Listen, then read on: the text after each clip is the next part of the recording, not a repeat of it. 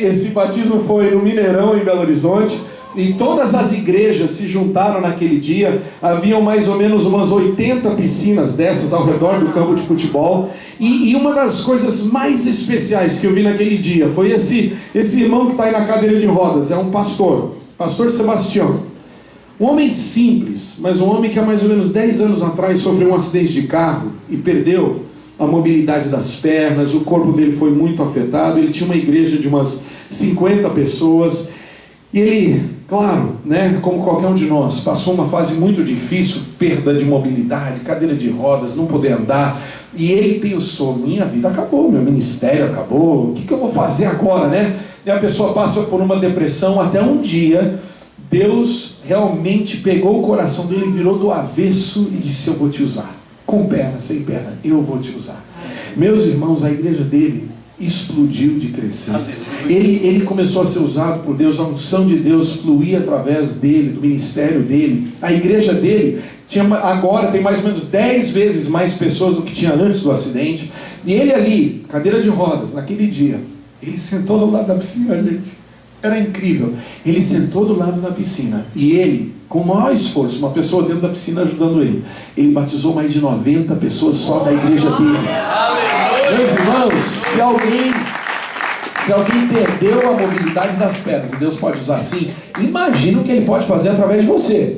Imagina só o que Deus pode fazer através de você. Coisa especial, dia especial esse dia desse batismo. Eu tenho uma foto de uma igreja na Camboja. Esse país, vocês sabem que a Camboja, gente, é um país que passou dificuldades extremas, radicais, milhares e milhares, milhões, aliás, de pessoas mortas. Um governo absolutamente tirano, terrível, e eles declararam por quase 20 anos: Deus morreu, Deus está morto, não precisa de igreja. Expulsaram igrejas, matavam pastores, colocavam na cadeia, fecharam todas as igrejas evangélicas. Gente, depois de 20 anos de perseguição assim, horrível, está havendo um avivamento na Camboja que você não acredita. Igrejas sendo abertas em tudo quanto é canto. Nós temos missionários amigos nossos que estão lá, eles estão abrindo orfanato, eles estão com mais de 200 orfanatos, eles estão com quase 3.000 igrejas, eles não dão conta, eles pedem ajuda, pelo amor de Deus, manda gente para cá, para treinar, para ajudar, para pastorear, para fazer o que quiser. Eles estão colocando jovens de 17, 18 anos para pastorear a igreja, porque não tem, muitos órfãos, porque os pais foram mortos pelo governo.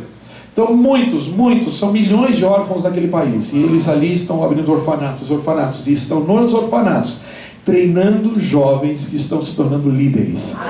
Gente, louvado seja o Senhor. Onde o inimigo tenta destruir, meus irmãos, onde o pecado abunda, onde a destruição do inimigo é tremenda, o nosso Deus tem uma forma de transformar isso, e a graça dele tem uma habilidade espetacular, extraordinária. Esse é o nosso Deus, esse é o Deus a quem nós servimos. Louvado seja o Senhor. Uma última foto aqui, muito mais perto daqui. Orem. Continuem orando pela igreja de Cuba. Eu creio, meus irmãos, que nós ainda vamos ver milhares e milhares de cubanos como missionários para fora de Cuba, ao redor do mundo. O povo cubano é um povo sofrido, é um povo que tem sofrido extraordinariamente, igrejas, mas as 3 vezes que eu já estive lá, gente, o povo é incrível, estudioso, estudam a palavra de Deus. Eles não têm muito mais o que fazer, então muitos deles têm 2 mestrados, 3 PhDs, eles não têm o que fazer. Só tem universidade lá, então eles estão todo mundo, tudo muito bem preparado. Imagine os missionários que vão sair daquele país. Aleluia! Imagine os líderes que vão sair daquele país. Então nós queremos crer que em Cuba já estamos vendo coisas extraordinárias acontecendo, mas vamos ver muito mais. Vamos ver muito. Gente, é só para dar uma ideia para vocês. Tá vendo essa linha azul embaixo, nessas 2 cidades? É dessas 2 cidades que nós vamos ler agora.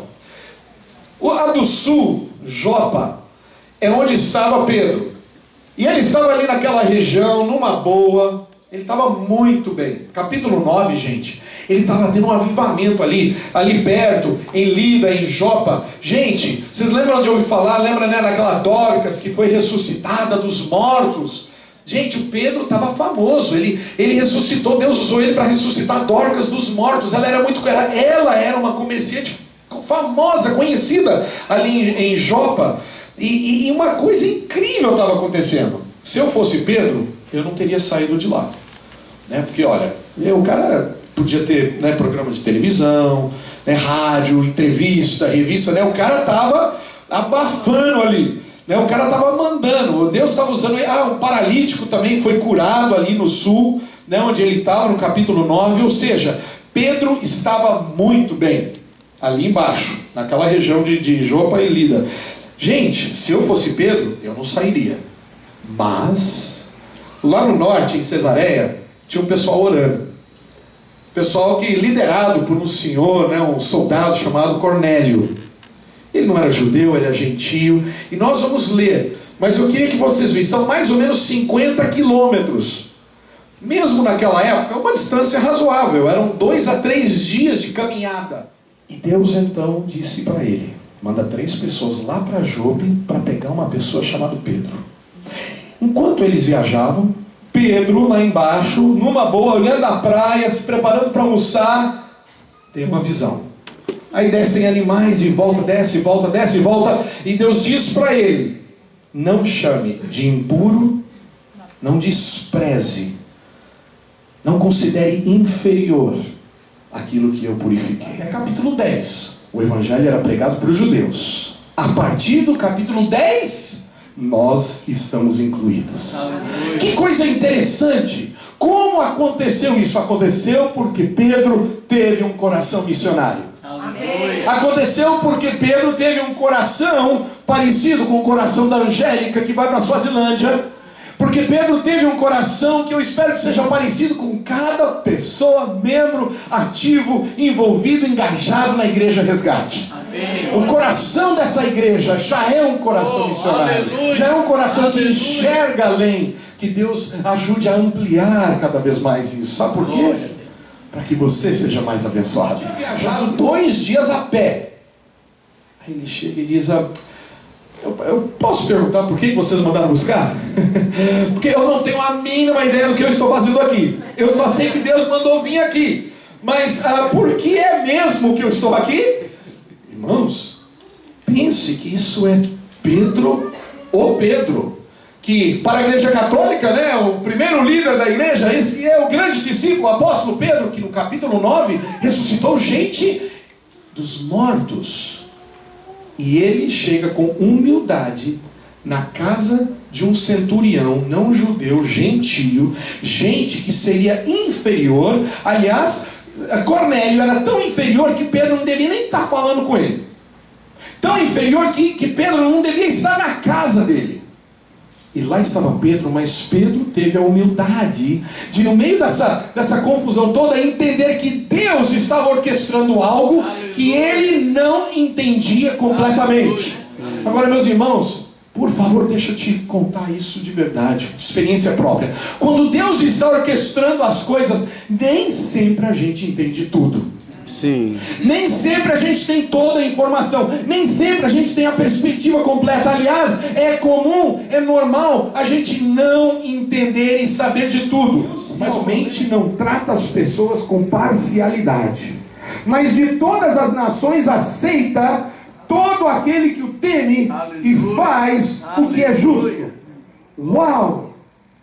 Esta frase, meus irmãos, é a razão pela qual eu e você podemos receber o Evangelho hoje em 2013. Essa frase não tem que ser judeu. Nós, como gentios, também podemos receber o Evangelho, receber a graça de Deus, receber a salvação. Gente, é um Evangelho dominado não pela cultura, não pela geografia, não pela etnia, e sim o Evangelho dominado pela graça e pelo reino de Deus. Todo aquele que teme. Meu irmão, isso significa que na favela da Rocinha eles têm o mesmo valor diante de Deus. Glória. Isso significa que lá na Camboja, lá na Suazilândia, aqui em Cuba e aqui em Miami, mesmo aqueles americanos mais chatos foram comprados pelo sangue de Jesus. Me ensine a aprender. Amém. Me ensine a estar aberto, a aprender tudo que Ele quer me ensinar. Glória Gente, é impressionante. Glória a Deus. Pedro aprendeu naquele dia de pessoas que eram, entre aspas, inferiores a ele. Fizer como Pedro e estiver disposto a ir atrás de pessoas que não merecem. Quando você estiver disposto a obedecer e se estender e se abrir e enxergar pessoas que antes a gente nem enxergava, quando você estiver disposto a fazer isso, mesmo aqui em Miami, sabe o que vai acontecer? O Espírito Santo vem sobre você. Aleluia. O Espírito Aleluia. Santo, gente, ele vem, ele visita, ele afirma, ele abençoa, ele inunda a situação. Glória a Deus. Glória a Deus. Ele inunda a situação. Com graça, com alegria, com comunhão, com novas descobertas, com um aprendizado que só Ele pode dar.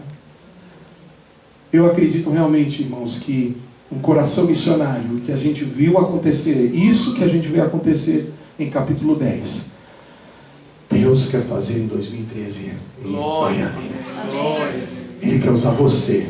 Ele quer que você deixe de ver o seu emprego como um mal necessário, e sim como um instrumento de infiltração missionária. Aleluia. Aleluia. O seu emprego é um instrumento de infiltração.